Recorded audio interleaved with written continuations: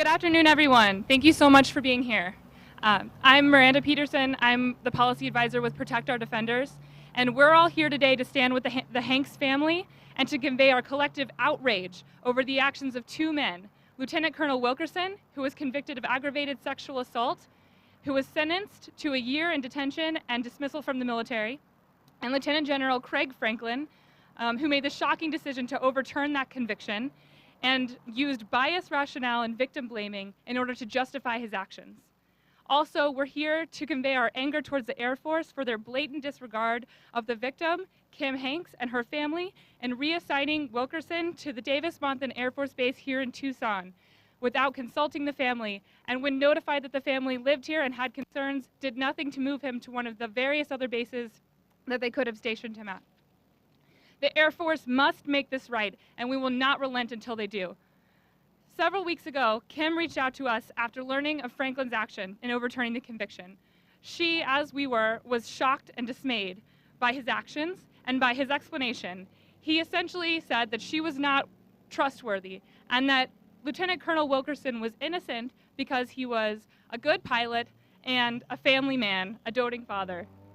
And so he felt personally that he couldn't have been capable of such crimes. To most Americans, this is not a complicated issue. We know what justice looks like, and this is not justice.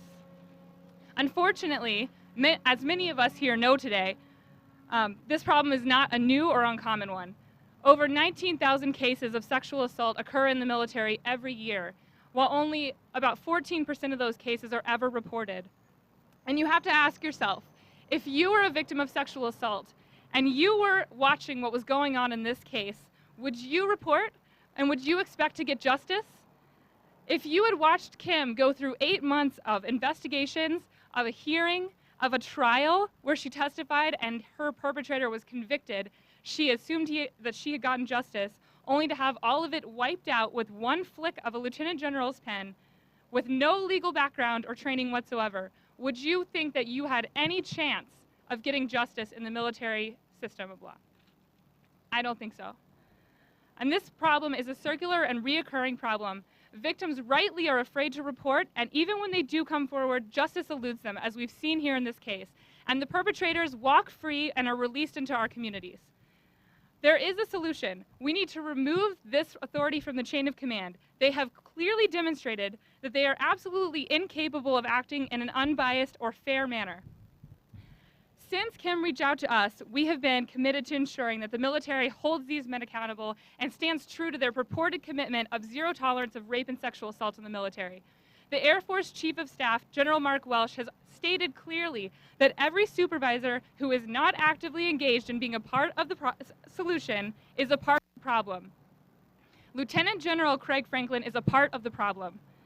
His actions were an abuse of authority. He ignored the facts, he went against his legal counsel, and he made a biased decision basically to save a fellow fighter pilot. And Franklin's actions have serious consequences.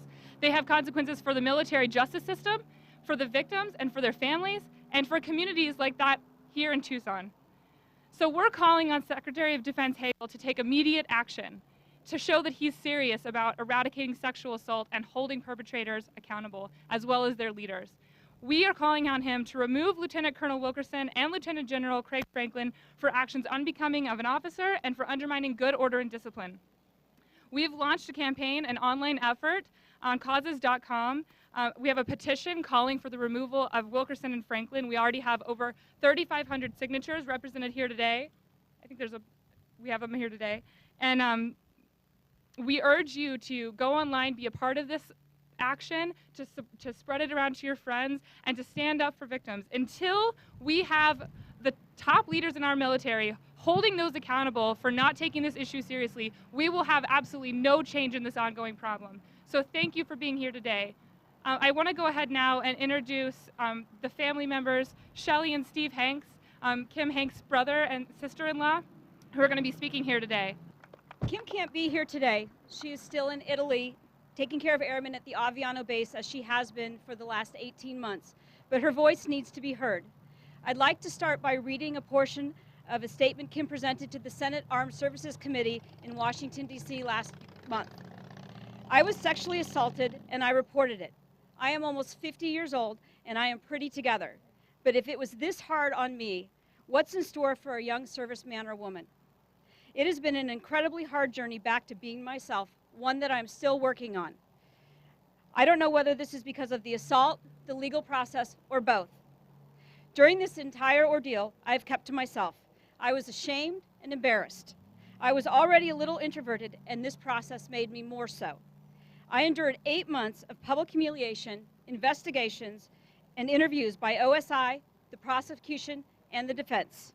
I suffered through an Article 32 hearing where I was interrogated for hours by Wilkerson's legal counsel without benefit of having my own legal counsel. The defense did everything they could to drag my name and my character through the mud. Throughout this, I still went to work every day and did my job. Finally, the trial was over. After the conviction, I was relieved that I could put it behind me and get my life back. I felt that I could hold my head up and that I had done the right thing. Then the letters calling for clemency came in. The clemency process was a mockery. The vast majority of statements were personal attacks on the judge, the prosecutors, and me. They stated that the judicial system was biased, the judge made bad decisions, the prosecutors were bullied, and I am a liar, unprofessional, and more. The actions taken by General Franklin are shocking and disappointing. It was such a poor decision. It's the old boys network all over again. Why bother to put the investigators, prosecutors, judge, jury, and me through this if one person can lessen a sentence or set aside justice with the swipe of a pen? The focus now should be on the ethical issue of a single person wielding the power to derail a decision that was made in a methodical, objective manner. I would like to use my experience to change the process of law and to separate sexual assault cases from the military justice system. As a family, we are all incredibly proud of Kim for having the courage to stand up for herself and for victims of sexual assault both in the military and out. In his letter to Air Force Secretary Michael Donnelly, defending his decision to overturn the jury's verdict, General Franklin states that it would have been exceedingly less volatile for the Air Force and for me professionally to have simply approved the finding of guilty. I can't begin to imagine how much easier it would have been for Kim, personally and professionally, to simply let this go, as so many victims of sexual assault do, especially in the military. She has endured a tremendous amount of pain and suffering pursuing justice. Adding insult to injury, she now has to live with the knowledge that her mother will wake up every day knowing that the man convicted by a jury of his peers for sexually assaulting her daughter is happily going on with his life across town as if nothing ever happened.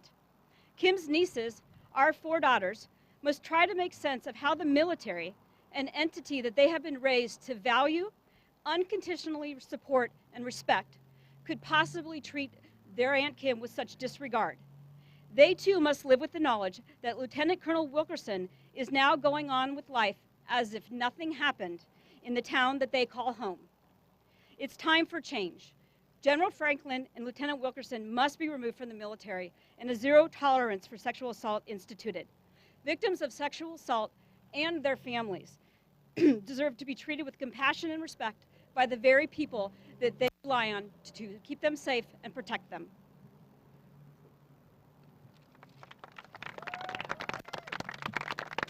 My name's Steve Hanks. I'm Kim's brother. I live here in Tucson with my family, and I want to tell you a little bit about my sister. So Kim, after college, became a school teacher. And for a few years, that was satisfying, but it always nagged at her that she wanted to be in the medical profession. And she talked to me about it, and our family, who are inextricably linked to the medical profession. And she decided she wanted to become a physician's assistant. So she went back to college as a single mom, back to college, and she became a physician's assistant. And she became very, very successful at it. She worked in emergency departments in Sacramento and eventually moved to another area of California and settled in and had a great job. So then, a couple of years ago, along comes this great idea. Here's the opportunity of a lifetime. I'm going to go and I'm going to work as a physician's assistant in Europe with the military, doing a job that really means something, just like what she's been doing, but at the same time have the chance to travel and do some other things that'll be fun. And I think all of us were jealous. I can remember for the first 6 or 8 months, Kim was sending 4- and 5-page emails with 30 and 40 pictures of these great places that she was seeing. And then they started to kind of dwindle off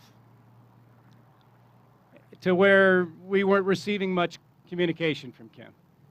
And then it came to light that this is what happened. And so we're here today. We're here today because Lieutenant Colonel James Wilkerson assaulted my sister. And we're here today because the military justice system, which was the only justice system available to her in Europe, failed her, and failed her miserably. She was led to believe that if she reported it, that if she did what was right, that the outcome would be at least understandable. But to have somebody with a stroke of a pen erase a decision made by a panel of people that he picked is just untenable. How can anybody understand that? How can I explain that to my kids? Perhaps it's politics, perhaps it's cronyism, perhaps it's old boy network or fighter pilots taking care of fighter pilots, but whatever it is, it's wrong. And the other reason that we're here today is because now the Air Force has made an extremely unpopular decision and has really shown poor judgment, I think, in sending Lieutenant Colonel James Wilkerson to Tucson, where nearly half of Kim's family lives. This is a small town. We all know that. And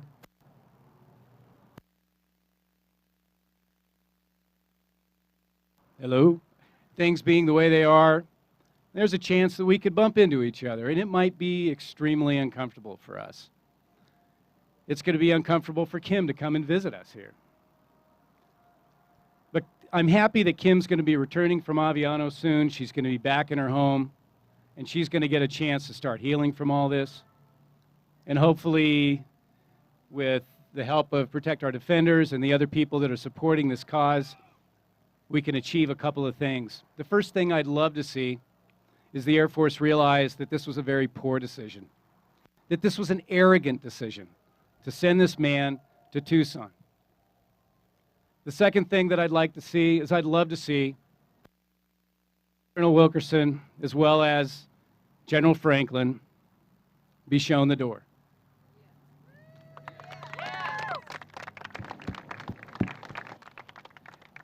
I still believe that the Air Force is a fine institution. I have a number of friends who are ranking military officers here and other places.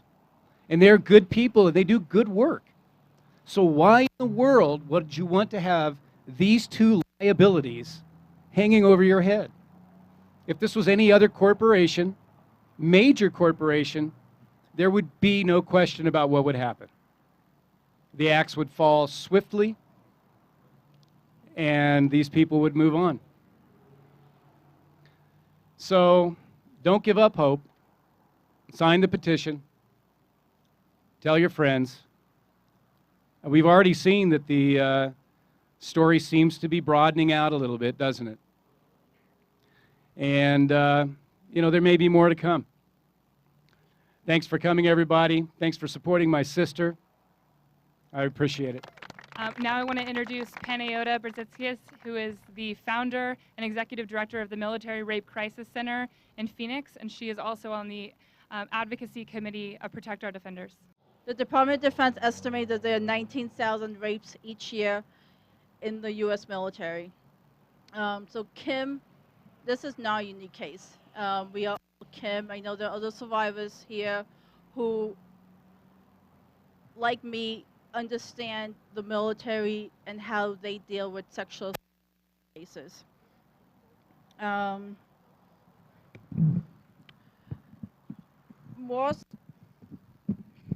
happened when Lieutenant Colonel Wilkerson is, it just pissed me off. He's a convicted sex offender, and instead of prison, he is coming to my backyard. And as a survivor of military sexual trauma and an Arizona resident, I don't want him here. I've spoken to many in Tucson. I've spoken to many who are stationed right here in Tucson, and they are afraid. Most sex offenders do not just rape once. They are repeat offenders, and what the Air Force is doing is pretty much giving him and everyone in his position a free pass to recommit sex crimes. And that's why I stand with Protect Our Defenders and Congresswoman Jackie Spears in support of the STOP Act, which would take the reporting option away from the chain of command and into an independent investigation unit. That's all. Thank you. Thank you, first of all, to Steve and Shelli and Panayotta for speaking here today, and all of you for being here today to stand with the family and with Kim. I'll just close by saying, for 25 years, we've been seeing incremental and insufficient measures taken by the military in order to address this issue, and yet the crisis has continued to grow unabated.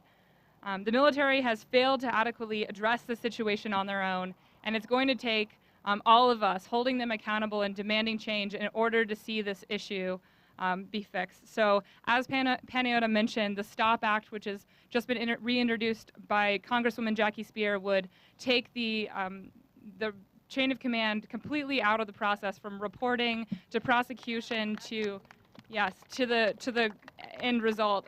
So Secretary Hagel has come out. He said that he wants to limit the Article 60 authority of the commander. That's not far enough. They need to be completely out of this process. There's no reason why commanders who have been promoted because of their military performance and have no legal training should have the ability to make a decision about the outcome or whether or not a case even goes to trial. We see it happening over and over again where they're intervening in these cases, and it's affecting the ability of sexual assault survivors to feel comfortable reporting and also coming forward.